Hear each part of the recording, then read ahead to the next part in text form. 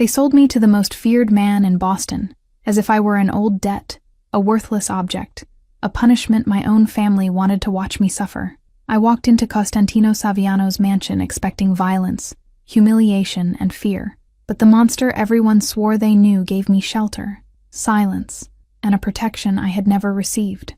The problem is that the harder he tried to keep me at a distance, the more I understood that I was running from myself too. And when his enemies discovered I was his weakness, he had to choose: push me away to try to save me, or claim me in front of everyone and turn my name into war. Hi, I'm Lena. A special shout out to those of you watching Book 1 for free here on the My Stories platform, completely ad-free and uninterrupted. Chapter 1. The Debt Has a Woman's Name. The Manzoni living room smelled of stale cigarettes and burnt sugar, and I knew, even before Solange opened her mouth, that the reason for the meeting was me. I was sitting on the edge of the couch with the sewing box in my lap, my hands running along the hem of my gray dress, as if that hem were the only thing still holding me to the floor.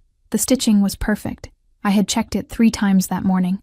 I checked it again because, when my hand stopped, something inside my chest threatened to give way. Solange paced back and forth between the coffee table and the window, her robe tied any which way over her nightgown, her lipstick smeared at the corner of her mouth. She was a woman who was aging badly and who blamed the world for it. She smelled of cheap whiskey and expensive perfume bought on sale. Fernanda, my older half-sister, leaned against the doorframe with her arms crossed, watching like someone who's seen a movie and already knows the ending. Sonia, the youngest, pretended to read a book. I saw her hands trembling on the page.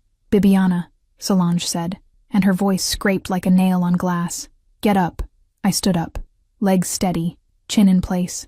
I learned early that if I cried, she swallowed me whole. If I stayed quiet, she choked. "You know the house is mortgaged," she went on, without looking at me. She looked at the wall. "You know I owe money." "I know. You don't know to whom." I felt a shiver crawl up the back of my neck. I looked at Fernanda. She smiled crookedly. Sonia lifted her face, and then lowered it again. "Costantino Saviano," Solange said. The name hung in the air like a knife forgotten on the clothesline. I had learned early what that name meant. The streets of the South End whispered it. The shops paid in silence. When a man disappeared near the docks, no one asked where the body was, because no one wanted the answer. "How much?" I asked.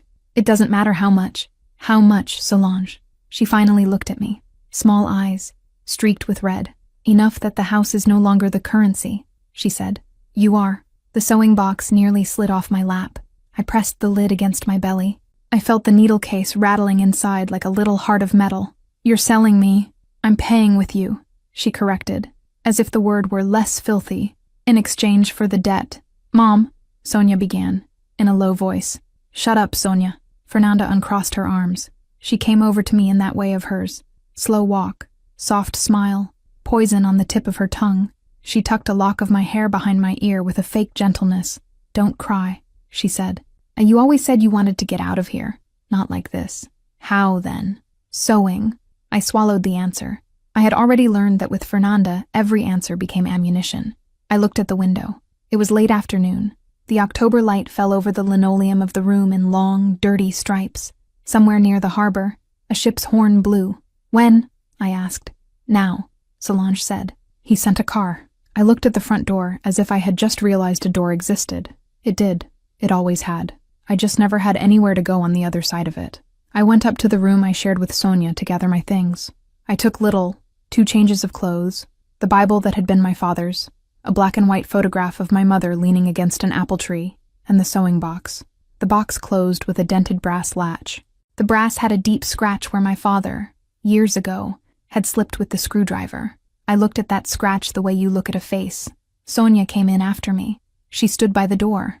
I saw that she wanted to say something. I saw that she couldn't.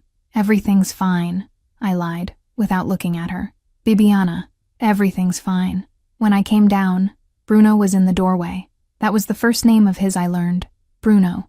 In that moment, he was just a big man, in a well-cut dark suit, hands crossed in front of his body, eyes that didn't rest on anything for more than a second.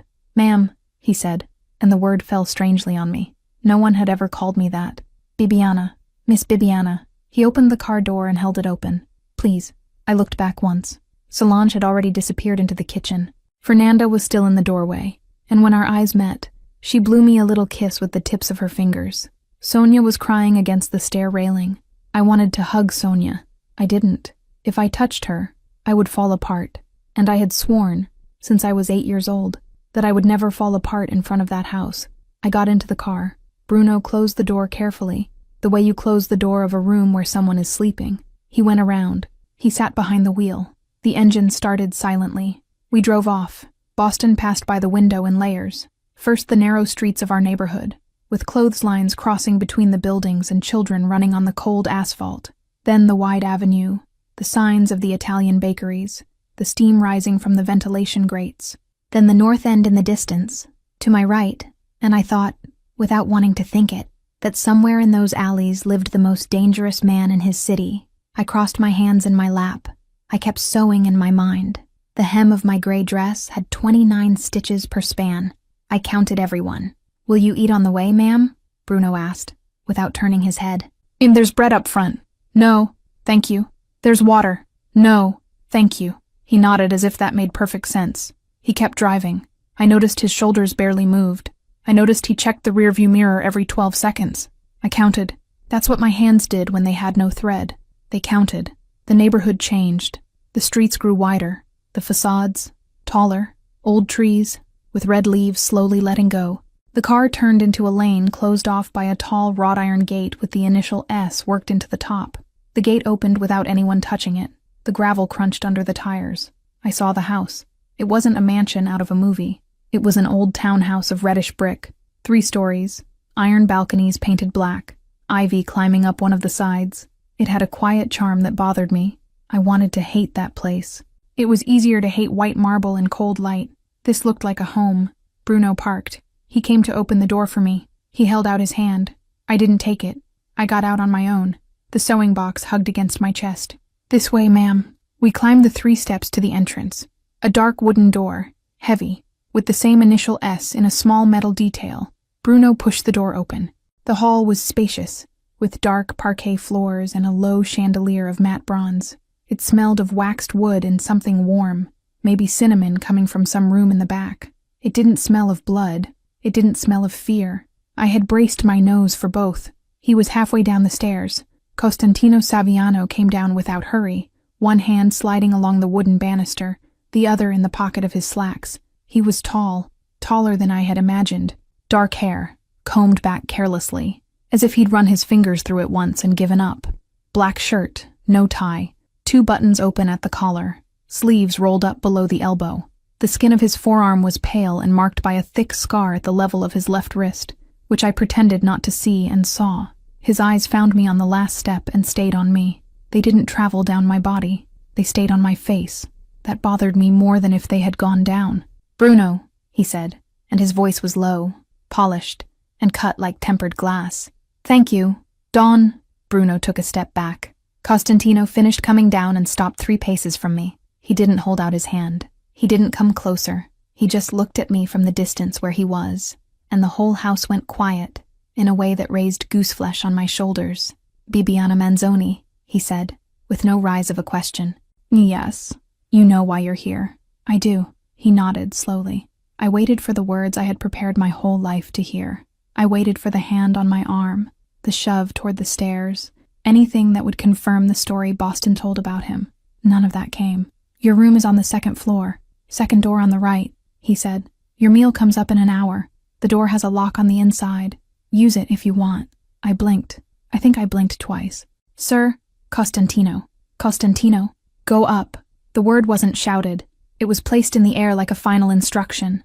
I found myself going up before I decided to. My legs obeyed. The sewing box knocked against my belly with each step. Halfway up the stairs, I stopped and looked down.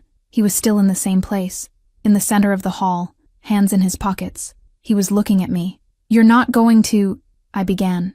"No, not what?" He tilted his head slightly, as if considering whether it was worth answering. "Whatever you think I'm going to do to you," he said, quietly. "I'm not going to." I couldn't answer. I went up. The room was large, a 4-poster bed of dark wood, a thick wine-red rug, a desk by the window with a notebook and a pen left forgotten on top, as if someone had arranged the space for a real guest. The curtains were open. Outside, Night fell fast in that part of the city, and the streetlights began to come on one by one. I closed the door. I didn't lock it. I pulled it to. I set the sewing box at the foot of the bed. I set the Bible on top of the nightstand. My mother's photograph stood propped against the lamp on the desk. She looked at me from far away, leaning against the apple tree with her hand on her belly. I had never noticed before that she had her hand on her belly. The meal came up. A maid of about 60, in a white apron, no smile and no look of pity. Just left the tray on the desk and said goodnight. I didn't eat. I sat on the edge of the bed. I put the sewing box in my lap again, opened it, took out the needle, threaded it. There was nothing to sew. I sewed the air. The night passed that way, me sitting, dressed, with the light on. The old clock in the hallway struck the hours with a muffled sound that reminded me of the church where my mother had me baptized. 1 chime, 2, 3. On the 4th chime, I finally turned off the light. Not because I had decided to sleep, but because the light was starting to hurt behind my eyes. I stayed in the dark with my hands on the closed box. I heard the wind beat against the window pane. I heard a water pipe somewhere on the floor below. I heard my own breath going in and out at the wrong height in my chest. That was when I noticed the gap. Between the door and the floor, there was a small space, about 2 fingers wide, through which a thin strip of light came in from the hallway. I had been staring at that strip for hours without realizing it, and realizing it now was like getting a slow punch. The strip of light was cut off by a shadow, a still shadow. It didn't move on. It didn't stir. It didn't retreat. I got up without making a sound. I crossed the rug without breathing. I pressed my ear to the door. On the other side, in the hallway, I heard no footsteps. I heard no breathing, but the light stayed cut off, on both sides, exactly the width of a man standing. I went back slowly to the bed. I sat. I looked at the gap. The shadow stayed there all night. Chapter 2. The Monster Feeds Cats. I woke up without having slept. The gray light of morning came in stripes through the half-open curtain, and the first thing I did was look at the gap under the door. The strip of light from the hallway was whole again. The shadow had gone away at some point between the 5th chime and the first bird song. I hadn't heard it leave. I hadn't heard it arrive. Maybe he had never needed to walk in order to stand outside. I lay there a few more minutes with the blank ceiling above me. There was a damp stain in the corner, near the molding, and I studied it as if it had something to teach me. It didn't. I washed my face in the basin on the counter, the cold water biting the skin of my cheeks, and I changed the gray dress for another gray one, cleaner. I combed my hair with my fingers. There was no mirror in the room. I had noticed that the night before and had decided not to think about it. I thought about it again, this time, and then I stopped.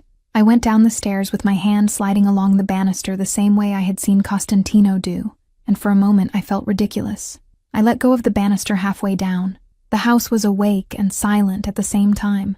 Somewhere on the floor below, a clock ticked, heavy and steady like a breath. Somewhere outside, a dog barked in the distance, the sound arriving muffled through the thick walls. There were no voices. There were no footsteps. I stepped onto the parquet carefully, like someone who wanders into a sacred place by mistake and doesn't know if they'll be forgiven. The kitchen was at the back of the hall, to the left. I didn't know that, but the smell guided me. Coffee brewed not long ago, warm bread, something citrusy, maybe orange, with a sweet undertone I recognized as heated honey. I pushed the swinging door. The table in the middle of the kitchen was set for one, a white cup with a gilt rim, a saucer with slices of dark bread, a jar of amber glass honey, a small plate with thin slices of orange arranged in a fan. The coffee pot was on the stove, on low heat, and the steam rising from it was narrow and quiet. There was no one there. I stood in the doorway, not knowing if I was allowed in. There was no note. There were no instructions. I had lived my whole life in a house where the food was served with a reminder of what it had cost and who would owe for it. Here it was just a table, a cup, an orange sliced with the care of someone who has time for it. "You can eat, ma'am." The voice came from behind me. Bruno had appeared without a sound, his dark heelless shoes, the calm expression of a man who has never been caught off guard in his life. I jumped. He made a small gesture with his hand, in apology. "I don't eat much," I answered, without looking at him, pride rising up my throat before I could control it. "They won't charge me for what's left over," Bruno said, serious. "I'm the one who eats it." I looked at him out of the corner of my eye. He wasn't smiling, but there was something quiet at the corner of his mouth that told me that was humor. I hadn't laughed in who knows how long. I didn't laugh now either, but I sat down. I ate little. The bread was dense and good, with a crust that crackled between my fingers. The coffee was strong, a little bitter, the way I liked it and had never asked for. The orange was cut to exactly the measure of people who know what they're doing when they cut an orange. Bruno stood leaning against the counter, stirring a cup of his own. He drank his coffee in silence. When he finished, he washed the cup himself in the sink. I noticed that I didn't expect to notice. "The Don doesn't come down for breakfast," Bruno said, without my having asked. "He's already eaten." "He eats?" Bruno turned his head 0.5 millimeter in my direction. He considered the question with a seriousness that didn't seem ironic. Sometimes, it was the first piece of information about Costantino Saviano that I received without having to pay for it. I kept it. The day passed strangely. I was expecting orders. None came. I tried to lock myself in the room.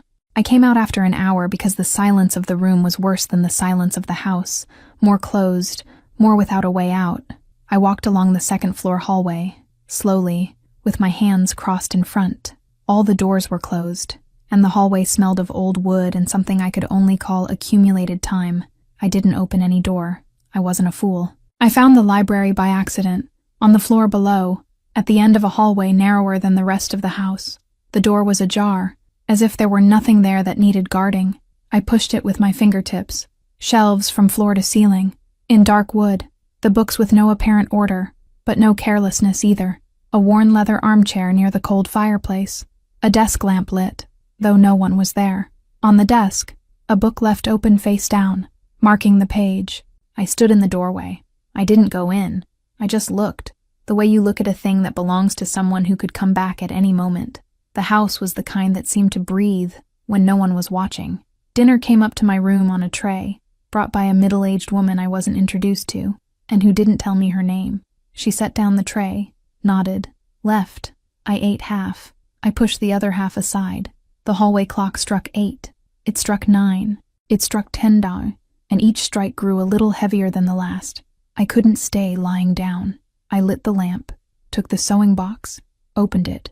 There was an old pillowcase I had brought in the rush, and I sewed the inside of it just to have something in my hands, my fingers moving in the dark from memory. Around 11, I got up to drink water. The pitcher was empty. I went out into the hallway. That was when I saw him. Costantino was leaning against the hallway wall, next to my door, his shoulders touching the wooden molding. His head was down, his chin almost on his chest, his eyes open, fixed on the baseboard across the hall, as if he were reading something written there that only he could see. His arms crossed over his chest, his shirt creased in front, his sleeves rolled below the elbow, as if he had planned to do something that night and given up halfway. The scar on his left wrist appeared again under the fold of his sleeve, a pale line that the hallway's dim light lengthened.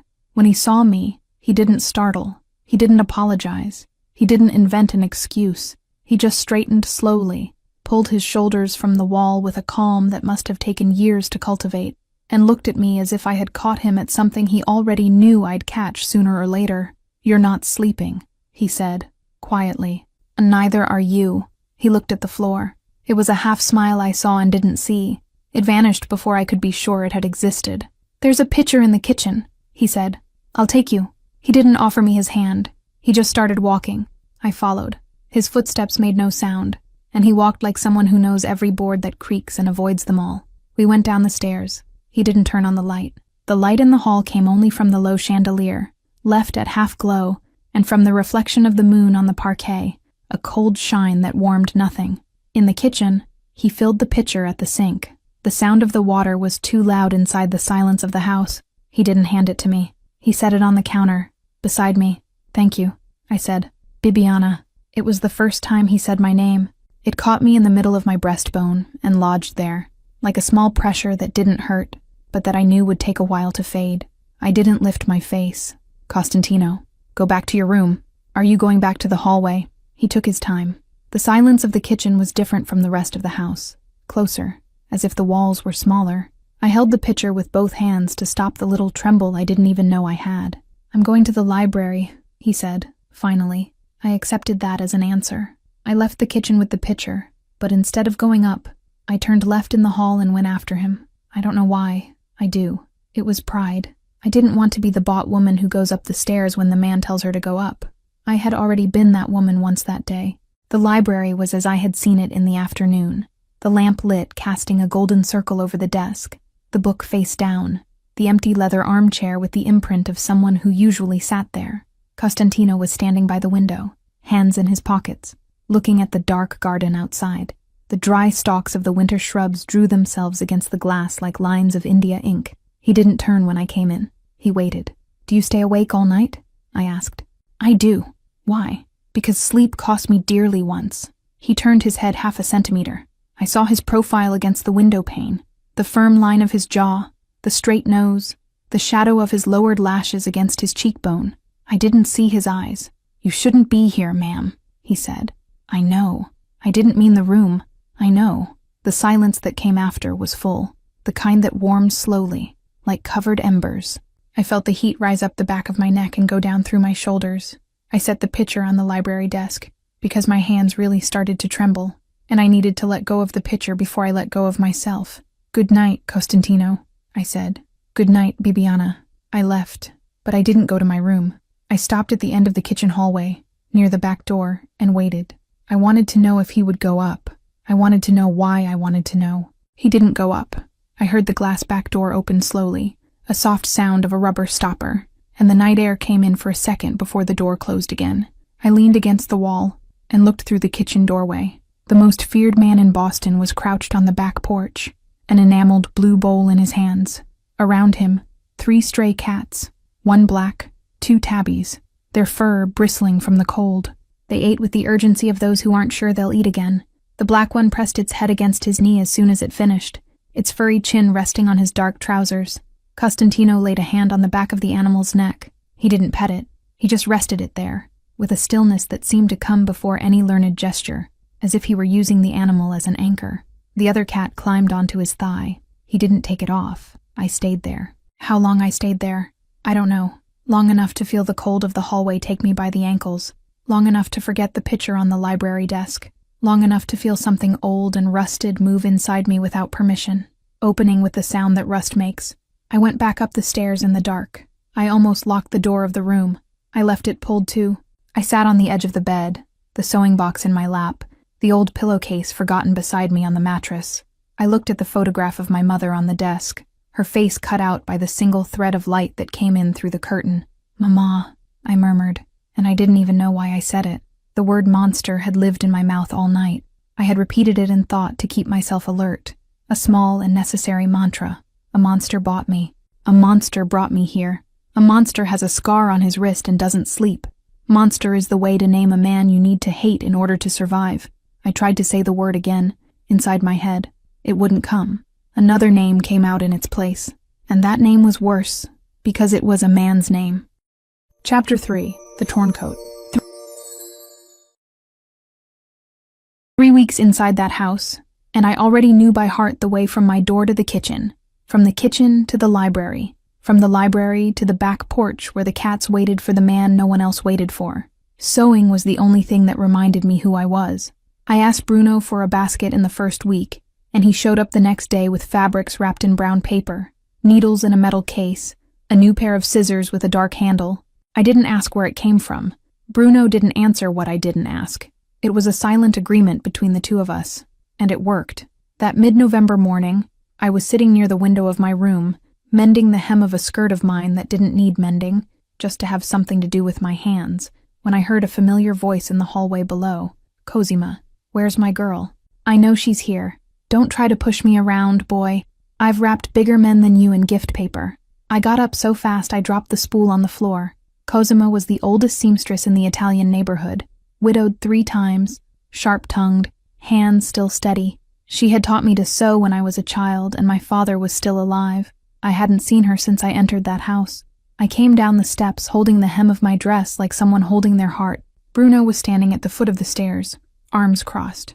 A half-smile caught at the corner of his mouth that was the closest to a laugh he allowed in public. Cosima, short, round, a dark scarf tied over her hair, held a cloth bag against her chest. "Bibiana," she said, and her voice trembled once before hardening again. "I came to bring you buttons, and to see if these people here feed you." "They do, Cosima." She measured me from head to toe, narrowed her eyes. "You're thin." I'm in one piece. That's the least of it. She turned her chin toward Bruno. You. Coffee? From the kitchen. For two. Bruno raised an eyebrow. It was the most expressive thing I'd seen from that man in 3 weeks. Ma'am, I'm not. You're whatever I say you are as long as you're in front of me. Coffee. 2 cups. Real sugar. Not that white powder you rich people call sugar. I covered my mouth with my hand. Cosima turned to me and frowned as if I had committed a grave crime. What are you laughing at, girl? Nothing, Cosima. You're laughing at me. I'm laughing because it's been 3 weeks since I laughed. She softened in a way no one saw from the outside. She took my hand, turned the palm up, ran her thumb over my fingertips as if counting each needle callus. At least your hands are still yours, she said quietly. Good girl. Don't let anyone take that from you. We went up to my room. She sat in the chair by the window, put the bag in her lap, started taking things out. 3 cards of buttons, a wine-colored satin ribbon, a ball of gray thread that she said would do me good, for a man who wears too much gray and doesn't know it. I laughed again. It hurt to laugh. It was a good hurt. That man there, she said, in a whisper that wasn't a whisper of fear. It was the whisper of someone who's seen it all. Did he hurt you? No. You're not lying. I'm not. She looked at me for a long time. Then she shook her head, slowly. There are things worse than being beaten, girl. There are men who look at a woman as if she were a thing they're afraid of breaking. That's the worst kind. Because we believe them. I didn't answer. I didn't know what to answer. Cosima stayed another hour, argued with Bruno about the coffee, kissed my forehead twice before leaving, and when she walked out the front door of the townhouse, I stood at the window and watched her silhouette cross the gate with her back straight, as if that street belonged to her. That afternoon, I went down to the library after some thread I had forgotten in the morning room. The hallway was empty. I had already learned to walk through that house without making a sound. It was in the hallway outside the library that it happened. A man I didn't know came from the other side. Tall, dark jacket, the smell of cigarettes clinging to him. A captain or under-captain of some business at the harbor. I didn't know. It didn't matter. He stopped in the middle of the hallway and looked at me in a way that cut the air. The boss's new one, he said, and his mouth twisted into a slow smile. I thought you'd be prettier. I didn't answer. I gripped the sewing scissors in the pocket of my dress and kept walking. He didn't get out of the way. He stayed put, blocking the hallway, too tall for me to pass without touching him. Plain, he went on. Otherwise I'd understand what he keeps. Excuse me, I said, my voice so low it hurt to get out. Ask nicely. I was about to open my mouth when I heard the library door open behind me. I didn't need to turn to know who it was. The air changed. The shoulders of the man in front of me changed first. Get your feet out of the hallway of my house. Costantino's voice was the same as always. Low, polished, unhurried. That was why it hurt more to hear. The man in the jacket went pale in a way I had never seen an adult go pale. He took a step back. He tried to laugh. Boss, I was just... Bruno will see you to the door. Don't come back. That was all. 1 sentence. Costantino didn't even move from where he stood, 1 step behind me, and the man turned his back and left down the hallway without looking at either of us. Bruno appeared at the end of the hallway as if he had been there the whole time, and maybe he had, and went after him. I stayed put. Costantino's hand didn't touch me, but I felt his warmth right near the back of my neck, too near for a man who always kept his distance. You're all right, he said, and it wasn't a question. It was a statement. I am. Good. He passed by me toward the stairs without saying anything else. I stayed in the hallway with the scissors still gripped in my pocket, and my heart beating in a place that was no longer fear. I went into the library to get the thread. That was when I saw it. It was thrown over the arm of one of the leather armchairs, near the fireplace. A dark coat, long, of heavy wool. His coat. The left sleeve had a tear at the elbow. Deep, with a piece of the lining sticking out. It must have caught on something. It must have caught on something that wasn't a nail. I stared at the coat for a length of time I couldn't measure. Then I sat in the armchair. I took the needle from the hem of my dress, took the ball of gray thread Cosima had brought, the man who wears too much gray and doesn't know it, and started to mend. I didn't think. When I thought too much, it hurt. Sewing was a place where the pain didn't reach. I worked slowly, stitch by stitch, joining the fabric carefully so that the scar of the seam would be thin, almost invisible on the inside. I didn't notice when the sun changed places in the window. I didn't notice when the footsteps stopped at the door. When I looked up, he was standing there, Costantino, leaning against the frame. No coat over his shoulders, white sleeves rolled to the elbow, the scar on his left wrist showing on a thin strip of skin I tried not to look at twice. He said nothing. He was watching my hands. I said nothing either. I kept sewing. The needle went in and out of the wool with a small, rhythmic sound, like a breathing that was neither mine nor his. When I finished the last stitch, I knotted it on the inside, bit the thread the way my mother taught me when I was 7, and held out the coat in my lap, my palm open over the mend. "There," I said. He didn't move from the door. He took his time. Then he came into the library slowly, stopped in front of the armchair, and took the coat from my hand like someone taking a fragile thing. He looked at the mend. He ran his thumb over it. "Why?" he asked, quietly. I could have said a lot. That it was a habit of mine. That my hands needed to do something. That no one in that house knew how to sew. I said the only thing that was true. It was torn. He looked at me. It was the first time I saw his eyes without the glass over them. For a second, something in them lay uncovered, and I looked away because I wasn't ready to see what it was. Costantino left the library with the coat folded over his arm, without saying anything else. The door stayed open behind him. I sat there with the needle in my lap, and it was in that silence, in that armchair, that I understood, without yet having a word for it, that something had broken between the two of us. Not with violence, not with words, with a mend. Later, I went down again. I had forgotten the thread. Again, and I hadn't forgotten the thread. I wanted to go down. The stairs of the townhouse were wide, with a dark wooden banister, waxed steps that caught the light of the chandelier. On the 5th step from the top, the heel of my old flat caught on the hem of my dress. I pitched forward. I didn't fall. I felt his hand first on my wrist, then his arm at my elbow, then his weight pulling my weight back. Costantino was coming up the stairs at that very moment. I don't know if it was luck. I didn't believe in luck at that moment. He caught me on the landing between the steps. Close. Closer than he needed to. His hand on my wrist. Firm. Without squeezing. I caught his scent. The same as always. Clean soap, and a note of tobacco that didn't come from him. Came from the rooms where he walked. His breathing was controlled. Mine was not. He looked at my mouth. It was quick, but I saw it. And then, he let go of my wrist as if it burned.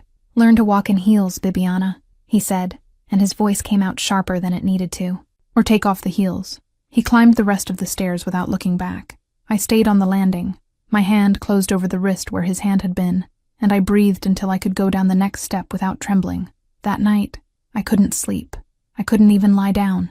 Around 2 a.m, I gave up, put on my robe, opened the door of the room. The strip of light in the hallway was without a shadow this time. He wasn't there. I walked down the hallway barefoot, went down the stairs carefully, without heels now, and found a light on in the sitting room near the fireplace. Costantino was seated in one of the armchairs.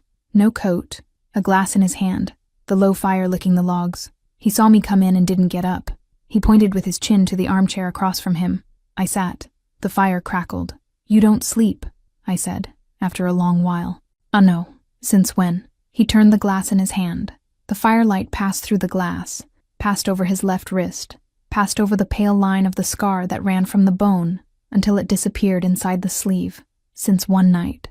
A specific night. One. I didn't ask which. He wasn't going to say, and I wasn't going to force it. We stayed in silence a while longer. I knew, somehow, that it was my turn to stay quiet, and his turn to decide whether he spoke. "There are things you swear when you're young," he said, quietly, and his eyes were on the fire, not on me. "You swear without really understanding the size of it." I swore something. What? To never love anyone. The sentence hung in the air of the room. The fire crackled again. I gripped my robe in my lap to have something to hold. Why? Because loving a person, in my world, is pointing a gun at them that I can't deflect. He took a sip. It's handing over a target. He looked at me for the first time since he'd started speaking. It's killing that person slowly, without knowing it. I didn't answer. I didn't trust my voice. He turned his eyes back to the fire. I stayed looking at his wrist, the scar that appeared and disappeared as the flame rose. I didn't ask. I knew, without having a word for it, that there, in that line of paler skin, was buried the first woman he had loved. He didn't tell me to go up. I didn't go up. We both stayed there, by the fireplace, until the fire turned to embers, without saying anything else, and it was the most silent and the fullest night of my life. Chapter 4. Storm and Retreat. The storm arrived in mid-December, the way things you don't invite arrive. In the morning, the sky was leaden gray. At noon, it began to rain.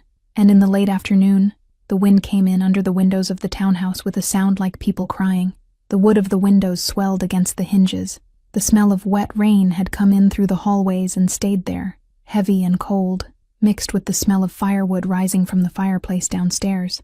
I was in the library with a basket of scraps in my lap when Cosima appeared in the hallway with her wet coat and the cloth bag pressed against her chest. Bruno was behind her carrying her umbrella as if it were a child, with the face of someone who couldn't understand how he had accepted that task. "I brought a message," Cosima said, before she even greeted me. "From the little one. From Sonia. From her. She came to the door of my workshop. She didn't say much. She just asked me to give it to you."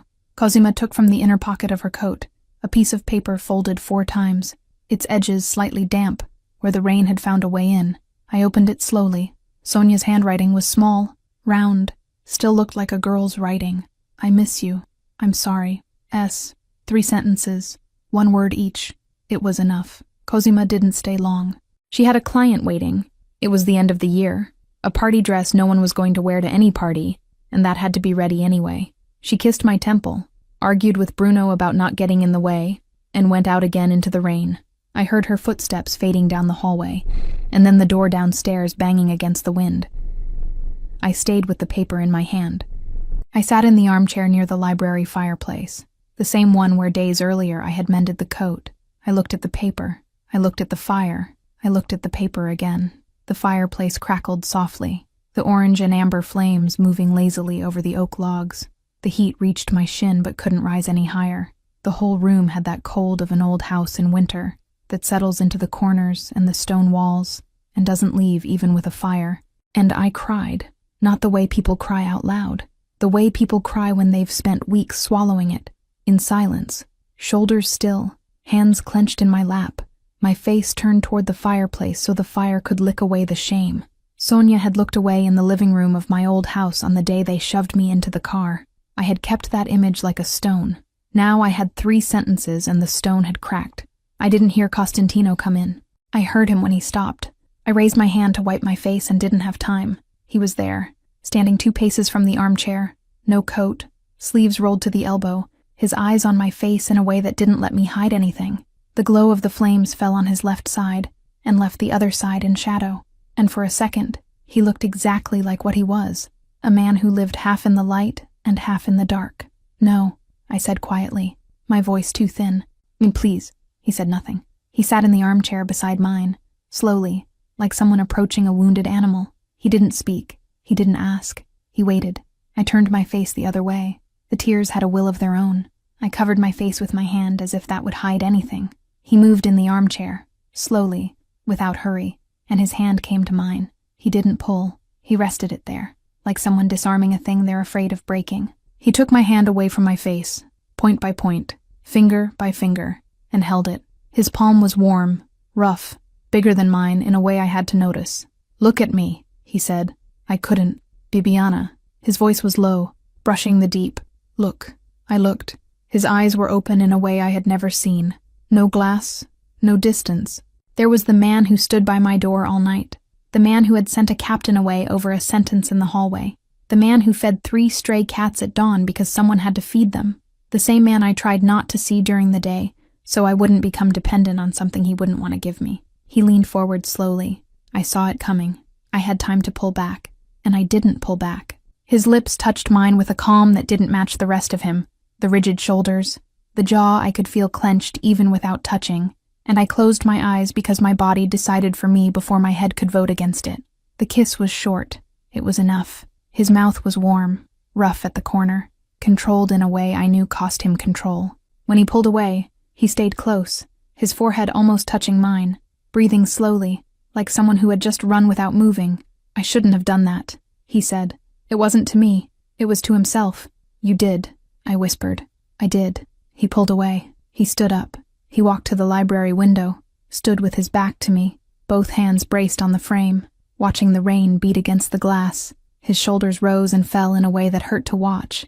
Outside, the rain had thickened, and the threads of light from the street lamps were blurred by the wet glass. I stayed in the armchair. I didn't trust my legs to get out of there. Costantino didn't come near again that night. He left the library after a long while, without looking at me, and I heard his footsteps fading down the hallway until they vanished into the silence of the townhouse. I went up to my room alone. I lay down dressed, without even taking off my shoes. I slept little. When I slept, I dreamed of his scent. The next morning he was gone. Bruno said, with his usual discretion, that the boss had left early, business at the harbor, with no set time to return. I drank my coffee without seeing what was in the cup. I went up to my room, took the sewing basket, went back to the library out of stubbornness. I sewed with my back to the armchair where it had happened. The rain had stopped during the night.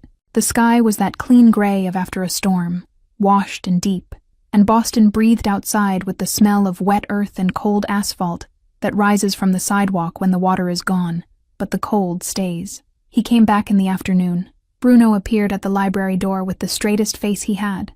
The boss asked you to come to his office. I left the embroidery in the basket. I got up.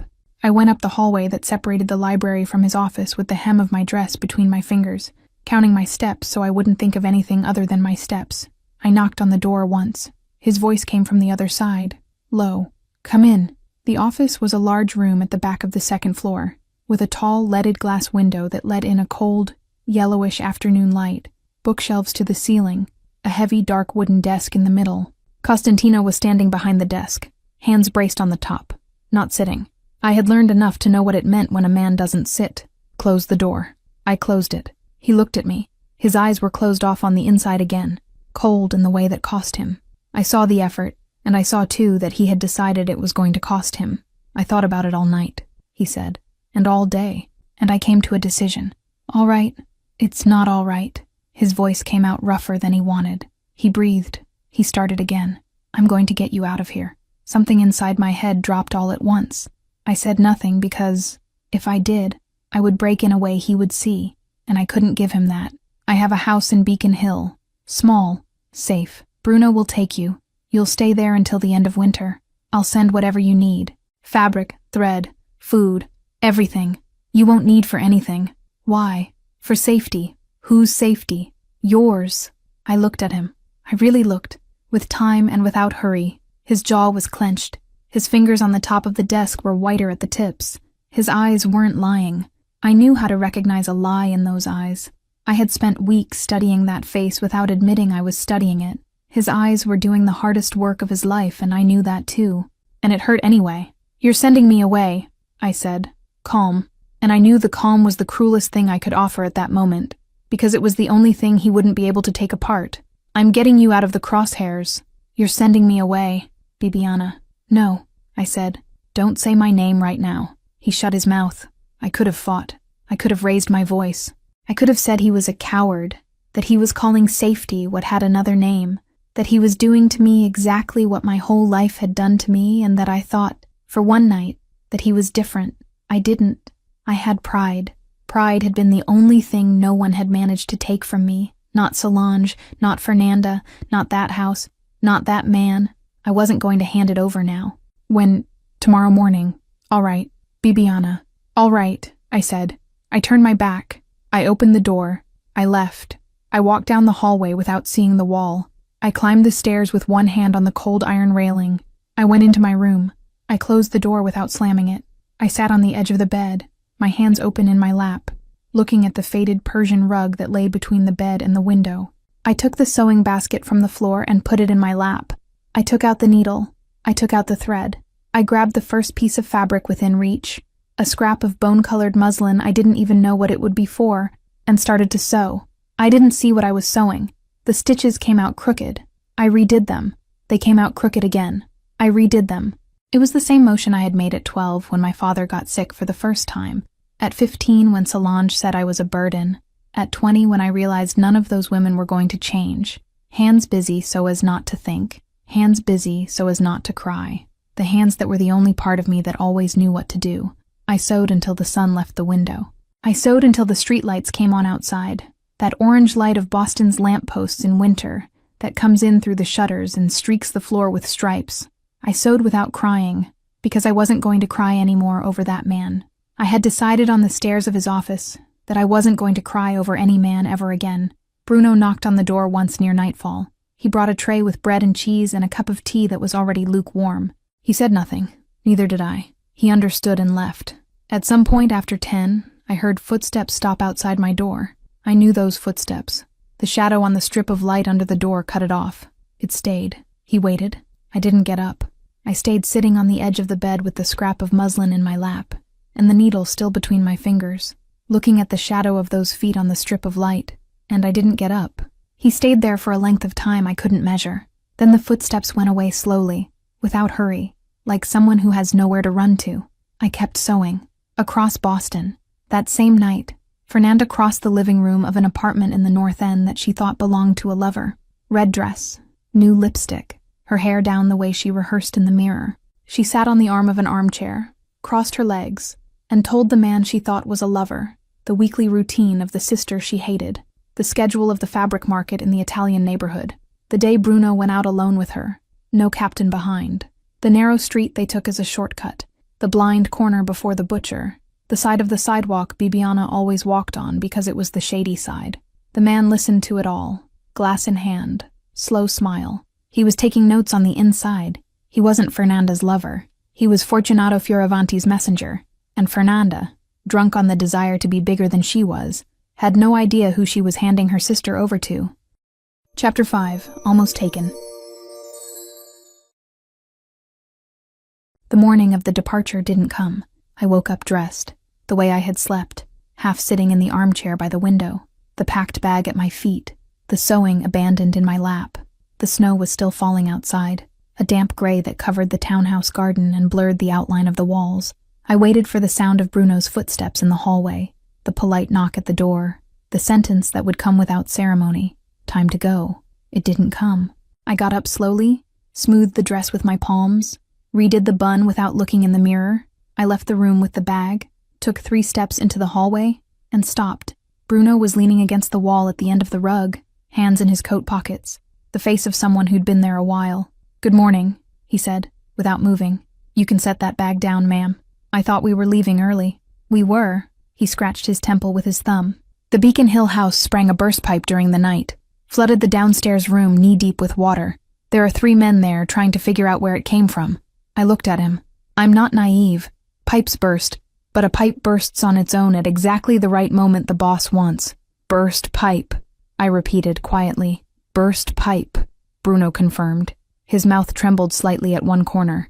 "These old Boston pipes, Miss Bibiana, they don't respect anyone's schedule." I dropped the bag on the hallway floor, not for the reason he thought. I dropped it because, if I kept holding it, I was going to laugh, and laughing that morning would have been worse than crying. "And what do?" I asked. "You eat." He pushed off from the wall. "I'll eat with you, if you'll let me." "The boss said to tell you the trip is postponed until later." "How much later?" "Later." That was the answer I was going to get. I went down with him to the kitchen, and the smell of coffee came before the stairs ended. Bruno let me eat in silence, stood leaning against the counter with his mug, and not once did he ask me how I had spent the night. It was the most delicate thing anyone had done for me in years. Costantino didn't appear. I spent the day between my room and the library, with the sewing in my hands, avoiding the part of the townhouse where I knew he would be. The house seemed quieter than usual, as if it too were waiting. In the afternoon, Bruno came back and said the trip was postponed for another 3 days. The pipe had only been the start of the problem. I only said all right, and he left without finishing his sentence. On the second day, I asked to go out.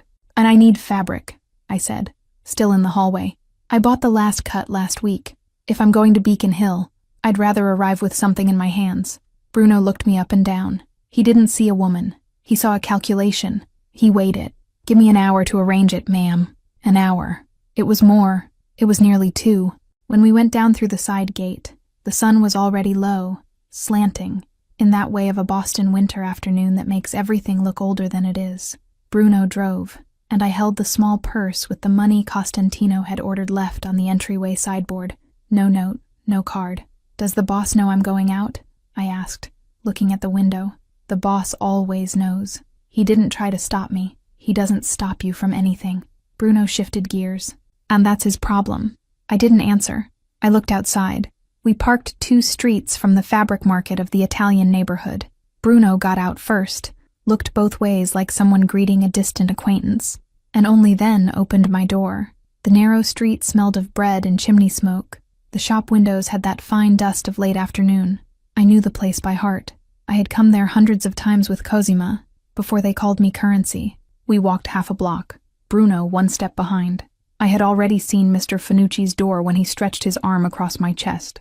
Without touching, "Stop." I stopped. 3 men closed off the street ahead of me. They weren't from the neighborhood. Their hands were where honest hands don't stay. The car came from the other side at a slow crawl, cut across at an angle, pulled up to the curb with the back door already opening. I saw it all in a single frame. I saw Bruno draw his gun. I saw the man on the right draw his first. I saw the sewing scissors at the bottom of my purse. "Run," Bruno said, quietly, without turning. "Through Fanucci's door. Now." I didn't run. I couldn't. My legs decided on their own. The first shot burst against a shop window behind me, and the sound made the whole world shrink by a size. Bruno moved in front of me like someone who had done it 100 times. 2 dry shots. 2 shapes fell, and the third was already on top of me before the noise finished ringing off the walls. I shoved my hand into the purse. The scissors opened in my palm as if they already knew. When the man grabbed me by the arm, I drove them in. I drove them into his shoulder with all the force my tired hands had stored up.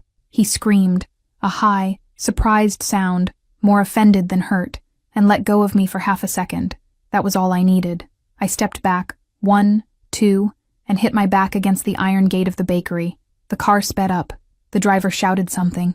The man with the scissors in his shoulder grabbed me again, this time by the hair, and I squeezed my eyes shut against the cold iron of the gate. I heard the second car before I saw it. It came too fast to belong to someone with an appointment. It braked sideways in the middle of the street, and the door opened before it stopped. Costantino got out alone. No captains, no button coat, his shirt collar open, and the gun already in his hand. He said nothing. The shot cracked near my ear. The hand in my hair went slack all at once, and the man's weight dropped down my back until it hit the ground. He fired again, into the air, at the driver of the first car, and the car took off without the passenger it had come to collect. He walked 3 paces toward me with a breathing I had never heard from him, short, high, of a man who had run on the inside. He stopped in front of me. He raised his hand, and for a second I thought he was going to touch my face. He didn't. He laid his open palm on the iron gate beside my head and stayed there, leaning, breathing too close. "And you're in one piece." It wasn't a question. It was him convincing himself. "I am." His eyes went down my arm, my wrist, the hand that still held the dirty scissors. He closed his fingers around mine, slowly, and disarmed the seamstress, as if he were disarming a man. "Good girl," he said, quietly. "Good girl." It was the first time I heard fear in his voice. Bruno appeared beside Costantino with the gun still out of the holster. There was blood on his sleeve. I don't know if his own. They exchanged 2 sentences I didn't hear. I was looking at the iron gate against the back of my neck, feeling its cold climb up my spine, only now realizing that my mouth tasted of copper. "To the car," Costantino said. I walked without feeling the ground. He walked pressed to my back, his hand between my shoulder blades and without pushing. I got into the passenger seat of his car, not Bruno's. Bruno understood without anyone saying it, and went to the other vehicle to collect what needed collecting. Costantino started the engine. He didn't pull out. He kept both hands on the wheel, looking at the street ahead, and breathed deeply 3 times before setting the car in motion. "I came alone," he said, quietly, to the windshield. "I didn't think. I just left. I know. I shouldn't have come alone. I know. Bibiana." I looked at him. His hands were trembling against the leather of the wheel. The man Boston prayed to before it ever saw couldn't stop the trembling in his own fingers. I reached out. I laid my hand over his. I said nothing. He kept my hand there for a whole block before letting go of the wheel to squeeze it back. We reached the townhouse with the sun already down. Costantino climbed the steps ahead of me. He said not a word to the men at the gate. He crossed the hall and said to Bruno, without turning, "The captain's room.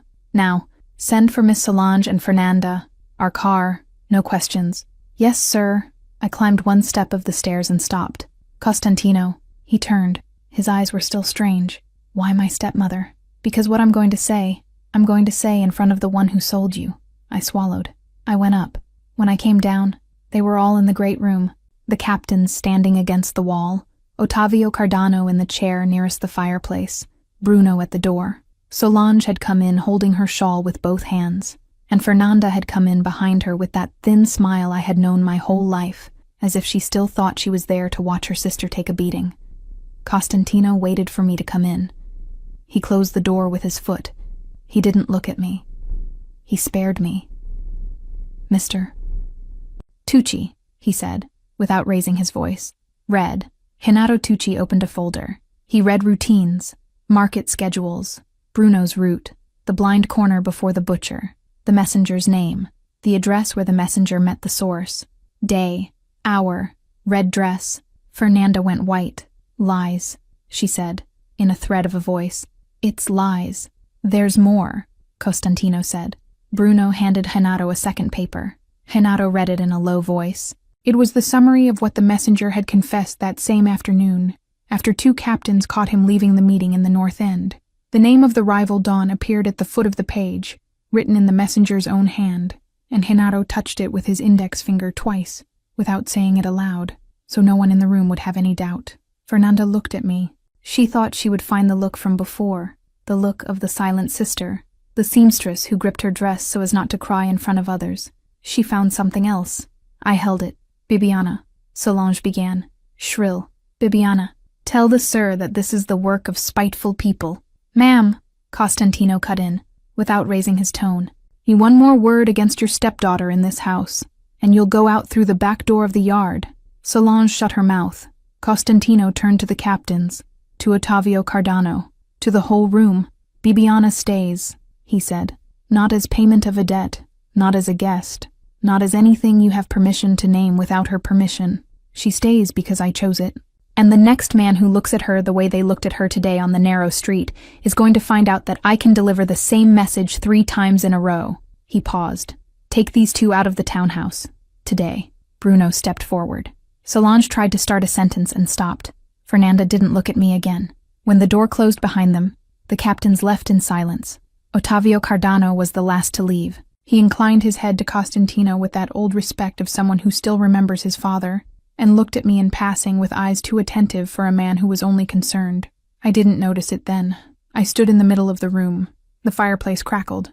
Costantino stood near the great table, his back to me, both hands flat on the wood. I walked up behind him. I stopped a step away. "You were going to send me away." He didn't turn right away. When he turned, his eyes were already wet without having cried, and I almost lost you because of it. It was the first time we looked at each other without disguise. Chapter 6. Winter Ends Whole. We went out to the back porch without arranging it. The night was clear, with that dry cold that tears at your breath before it reaches your lungs. Costantino opened the door for me, and the wind stirred the smoke of the neighbor's chimney against the dark sky. The 3 cats were there, thin, sitting on the stone step, as if they had always waited for him. Their posture had no urgency, only the quiet trust of those who know the bowl will be filled. He crouched and poured food into the clay bowl. The animals ate with the haste of those who never trusted the next night. The smallest one shoved the biggest with its muzzle. The biggest gave way without a fight. Costantino stayed crouched, his elbows on his knees, watching. His breath came out white in the cold air. He rushed nothing. He took a while to speak. One of the cats passed between his feet, indifferent, and Costantino followed the animal with his eyes before lowering his voice. "It was my mother," he said, without looking at me. "The one I lost." I sat on the step beside him. The stone was freezing through the fabric of my skirt. I didn't speak. I waited the way he had waited for me in the library, the night of the storm. I was 17. She was 40. She talked loud, laughed loud, cried in the kitchen when I came home late. My father was already who he was, but she went on being herself until the end. The enemies knew that if they wanted to get to him, it was through her. They took her. He rubbed his palm on his thigh, a mechanical gesture, of someone who had rehearsed that motion 1,000 times without noticing. I swore that week, to myself, for no one to hear, that I would never care about anyone out loud again. The wind blew softly at the edge of the porch. The neighbor's chimney let out a dense puff of burnt pine. Then you sat in the library and mended my coat as if I were just a man with a torn coat, and I went off to the office and spent half an hour looking at the wall without understanding what had happened inside my head. He paused. He swallowed something that stayed outside the words. "I didn't understand it," he said, "and that scared me more than anything I've ever seen. My father, I said, after a long silence. The man I cried for as a father. He raised me. It wasn't blood. It was bread on the table. It was a hand on my head. It was teaching me to sew when I couldn't hold the needle right, because my fingertips were still too soft. He died when I was 12. My stepmother waited for the funeral to end, to tell me that from then on I was a guest. He turned his face to me. The faint light of the lantern above the door fell on the left side of his face, and I saw his jaw clench. Bibiana, I spent my life waiting to be left, I said. The sentence came out without drama, just as a fact. I learned to leave first. The table, the room, the conversation. When you said you were going to send me to Beacon Hill, I thought, there it is. He learned my name just to say goodbye. I didn't learn your name for that. I know. Now, the cat's finished. The smallest one came to sniff the hem of my skirt, assessed me, decided I was harmless, and disappeared under the porch. The other two stayed still, their eyes shining in the dark like two pairs of dying embers. Costantino got up slowly, his knees cracking without his noticing. He held out his hand. I took it. We went back inside together. Bruno had turned off the lights in the hall and left only the landing light on, the yellow cone falling exactly over the first steps of the stairs, as if it had been calculated. The house seemed different in that light. It was the same wood, same smell of old wax and iron, same heavy silence of the thick walls, but it was different. We climbed the stairs slowly. He stopped on the landing, the same one where he had caught me by the wrist months earlier, and said a sentence I still carried. The memory was there, between the two of us, on that specific step, and we both knew it. He let go of my hand for a second, and looked at me the way a man looks when he's deciding his life in silence. He held it out again. I took it again. At the door of his room, he kissed me once. It was just one kiss, unhurried, without demand. His hand on my face fit as if it had learned the shape of it by heart, the thumb on my cheekbone, the other fingers behind my jaw, firm without squeezing. When he pulled away, I had understood. The door closed. The morning light came in through the thin window, winter white, and found me. I opened my eyes slowly. The room smelled of him, of wood, of leather, of something dry and clean I still had no name to call it. I turned my head on the pillow, and Costantino was sitting on the edge of the bed, dressed, barefoot, a steaming coffee balanced in his hand. He looked at me the way you look at an improbable thing you're afraid to scare off with a sudden movement. "You're up early," I said, my voice scratchy with sleep. I slept. I lifted my chin off the pillow. "You slept?" 4 hours straight, without waking. He handed me the coffee with a gesture that hadn't learned to be gentle and was gentle anyway. I hadn't done that since I was 17. I sat up, adjusted the pillow behind my back, took the mug with both hands. The coffee was at exactly the point I like, and I didn't remember having told anyone in that house what the exact point I liked was. Darker than medium, less bitter than strong, no foam. I looked at him over the rim. "You asked Bruno?" I asked. "When?" 3 weeks ago.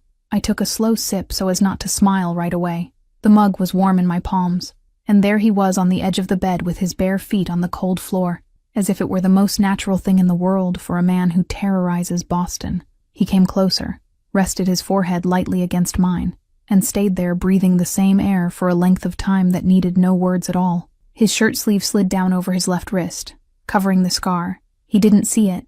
It was a gesture too old to depend on his attention. I reached out slowly, pulled the sleeve back up, folded it once at the elbow. He let me do it. "Don't hide it from me," I said. He didn't answer with words. He rested his mouth on my temple, and stayed there until the coffee went cold in my hand and I didn't care. The weeks that followed came with a quiet I didn't know existed in the houses of people like him. There was no ring, no promise spoken aloud, no name of mine on the iron gate. There was a place beside him at the breakfast table, the chair on the right, which Bruno started leaving pulled out without anyone asking. And there was the whole house coming to understand, without notice and without ceremony, that that place was mine. Ottavio Cardano was still around, cordial as always, the smile in the right place, the eyes that registered everything without giving anything back. I greeted him from a distance when we crossed paths in the hallway and went on to my side of the house, without thinking much about it. Bruno appeared in the kitchen one of those quiet mornings and stopped at the door watching Costantino eat bread without reading the newspaper, without looking at a clock, without getting up from his chair halfway through to attend to anyone. He stood there for 3 seconds, just to confirm what he was seeing. "The boss sleeps now," Bruno said, to the ceiling. "I'm going to have to find a new job." This one doesn't need me at night anymore. Shut up, Bruno, Costantino said, without lifting his eyes from the bread. Yes, sir. With all due respect. Bruno left with his dignity intact. I laughed for the first time in the townhouse loud enough to hear the echo bounce off the china on the shelf. Costantino looked at me from across the table. A long look, a little wary, like a man who isn't used to a beautiful noise. And what appeared on his mouth didn't quite become a smile, but it did become a man. In the afternoon, he found me in the library and said a small sentence, leaning against the threshold, like someone mentioning the weather. There's a room on the second floor facing east. It gets sun all morning. A 2-second pause. Comme you want it for sewing. It wasn't a question. It was an offer made in the only way he knew how to make it. I do, I said. It's yours. The first light of spring appeared one morning without warning, the way all the things do that we wait for without knowing we're waiting. I went up to the new room with a cut of blue linen folded over my arm and stopped at the door. The sun came in through the 3 wide windows in broad, clean stripes, crossing the light wood floor and reaching the back wall. A large table was already in the middle of the room, smooth top, no marks, of something that hasn't been worked yet but is ready. A sturdy chair with the straight back a seamstress needs. An antique dress form leaning against the side wall, carefully restored. I recognized the work of someone who had searched the right place in the whole city to bring that old wood back to life. I pulled the door to behind me. I walked slowly through the room, as if I needed to take the measure of each corner before believing it was mine. I ran my palm over the top of the table, over the back of the chair, over the rounded shoulder of the dress form. In the corner of the back wall, beneath the east window where the light fell most directly, was my mother's old trunk. Costantino had ordered it brought from the cramped Manzoni house without asking me. He knew I wouldn't be able to ask aloud for something that hurt me just to remember it existed. I sat on the floor in front of the trunk. The wood was warm from the sun that had been on it all morning. I laid my hand on the lid. It still smelled of dried rosemary and a light mildew, the way of everything kept by poor women in houses that had no room for anything beyond the necessary. I thought, lightly, without weight, that one day I would open it. Not that day. That day I had good light coming in through the 3 windows, blue linen waiting on the table, a sturdy chair, a restored dress form, and a man downstairs who had ordered my mother's trunk, brought without asking me because he understood, without needing an explanation, that some things you can't ask for. I got up from the floor. I ran my palm over the lid one last time, carefully, like someone making a promise. I left the workshop smiling. Costantino was in the hallway, not waiting, not exactly. He was standing at the level of my door, hands in his pockets, like a man who had come to look for something and found what he wanted before knowing what he was looking for. He raised his eyes when he saw me come out, without hiding that he had come to wait for me. You liked it. I did. He held out his hand. I took it. We went down the stairs together, slowly, the way of people who already know that every step there is theirs, and can take all the time they want. On the landing, he squeezed my hand a second longer than he needed to. The same landing, the same height, the same faint light from the hall fireplace downstairs. He said nothing. Neither did I need to. The house smelled of baked bread, of furniture wax, of spring beginning outside the window. I had no ring, no new surname, no promise made aloud before anyone. I had his stairs beneath my feet, and his hand inside mine, and a whole room upstairs with good sun for sewing, and a closed trunk waiting for the day when I was ready. On the inside, I was already whole. Lena here, that wraps up book 1, and I've already finished book 2. You can get access to it for a really small fee. I thought I had finally been chosen out of love. Not out of pity, not out of debt, not out of interest. Costantino gave me a home, a workshop with the windows open to the sea, nights when he slept with his face buried in my neck, and the dangerous feeling that someone truly saw me. Then I found my mother's old letters, hidden at the bottom of the box he himself had given me. My hands trembled as I read the words that all of Boston wanted to bury. The man I cried for as a father was never my father by blood. Suddenly, I was no longer the woman sold to the mafia boss. I became the heiress everyone wanted to control. Last night, I saw Costantino in his office, his jaw clenched, his eyes darkened as he burned an envelope with a seal I now recognize. This morning, a black car stopped at the entrance of our refuge. 3 men got out, and one of them was carrying a thick folder with my real name written in red. My true blood could destroy the only man who ever loved me. Every drop of it is a knife pointed at the empire he built with blood and promises. And I feel the weight in my chest, the doubt eating away inside. Does he already know? Did he choose me before finding out? Or precisely because of it? And what if the empire that calls me daughter forces me to choose? What if the love that calls me its choice becomes the greatest threat to my life? And what if, when I run into his arms tonight, it's already too late to save what still remains of us? Like I said, that was just a taste of Book 2. To watch it uncensored, just click on the first link here in the pinned comment. I'll see you on the other side in a few seconds. Remember, just click on the first link down here in the comments, and Book 2 complete, no ads, no interruptions, will already be available for you. It's very simple. Book 2 is something I'm loving making. You're loving it too, so I promise there will be more. It's where you find increasingly spicy stories, a true dark romance. And precisely because this version is getting more and more heated, the video isn't well accepted publicly on YouTube. This closed environment is where I can actually share my essence and where I feel free to do my best work for you. More news coming soon. I'll be waiting for you on the other side. Congratulations! Your purchase has been confirmed, and you now have full access to books 1 and 2 of all our stories, completely ad-free and uninterrupted. Everything is available on the My Stories platform, from mafia romance and billionaire romance to our spicier tales. This content is ready for you now, with new episodes added daily. Access is simple. Just log in using the same email address you used for your purchase. A confirmation has also been sent to that same email. The My Stories platform is very simple and intuitive. Each image represents a story. If it has a book 2, just click and press play. Everything is already unlocked for you. You can also rate each story, leave a like, and write a comment. Your feedback will be visible to all our other subscribers. This is our romance universe, so please feel free to interact. From this moment on, this is officially your home for romance stories. Just head over to mystoriesromance.com and press play. Welcome to the family.